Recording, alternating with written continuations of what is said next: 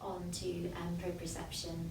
So this is our seventh sense, and it can be a very useful sense in working with children with sensory processing difficulties. It can help them if they need alerting, but it can also help them if they need calming. We've got our receptors all over our body, in our muscles, ligaments, tendons, in our joints, and it's activated by deep pressure or pushing, pulling, resistance movements, the big movement, as well as deep pressure. So it gives us information, so this information from these receptors up to our brain gives us information about where our body is in position in space.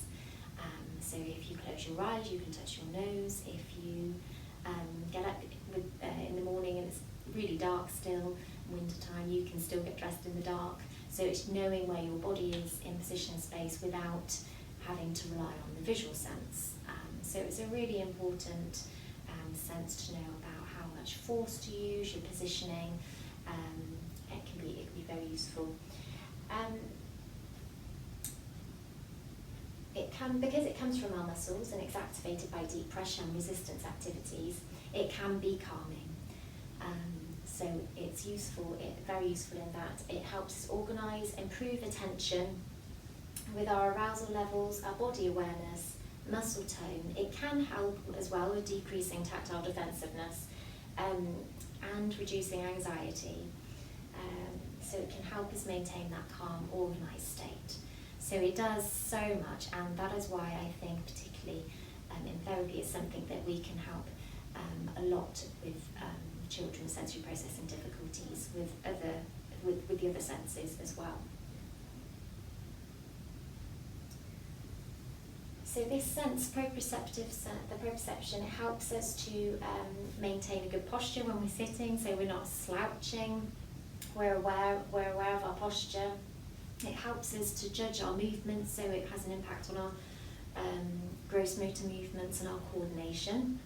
So we know how much pressure to use when we pick up our spoon and our pencil, but also manoeuvring around things, so you're not bumping into everything in the room that you're in, the classroom, for example. It also helps us with things like going up and down the stairs. You're not having to rely on your visual sense for that. We've mentioned it can increase attention, decrease defensiveness, and modulate arousal levels. So if you have difficulties here, you wouldn't necessarily see all of these things, but maybe you might see some of the things. Some stiff, uncoordinated movements, poor spatial awareness, over-reliance on the visual system when moving around. You might have a very weak grasp with the handwriting with the pencil, or difficulties with using a knife and fork as well. They might use too much force, or you find them constantly leaning on things. If they're sitting or standing, they're constantly leaning against people.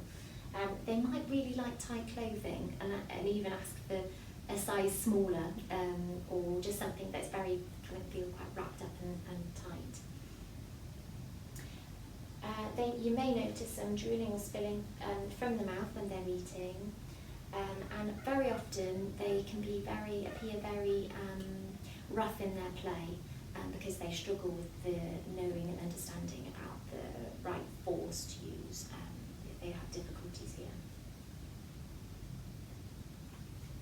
So things we can do to help, there's lots of heavy work, lots of play and activities that involve lots of resistance, pushing, pulling.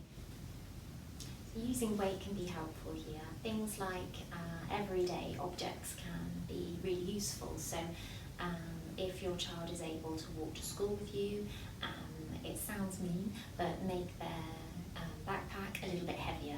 So that's giving them some weight, some proprioception, and that can really help, and is a very simple way of getting that proprioceptive input perhaps before they've even got to school, so giving a bit of movement.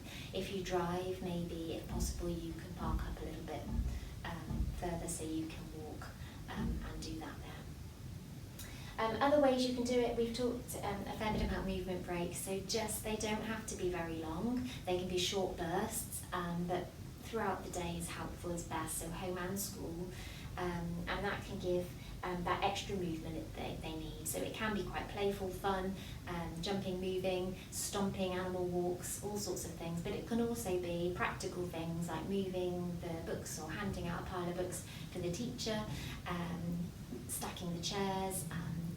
You can involve them and in everyday activities so that it feels more natural and it's easier to do and maintain as well in an everyday situation.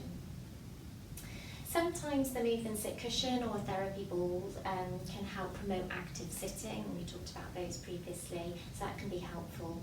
And using other weighted items, so you can consider their whole day, so even their knives and forks at dinner time, giving them something heavier can help give them that extra weight and help them with their cutting up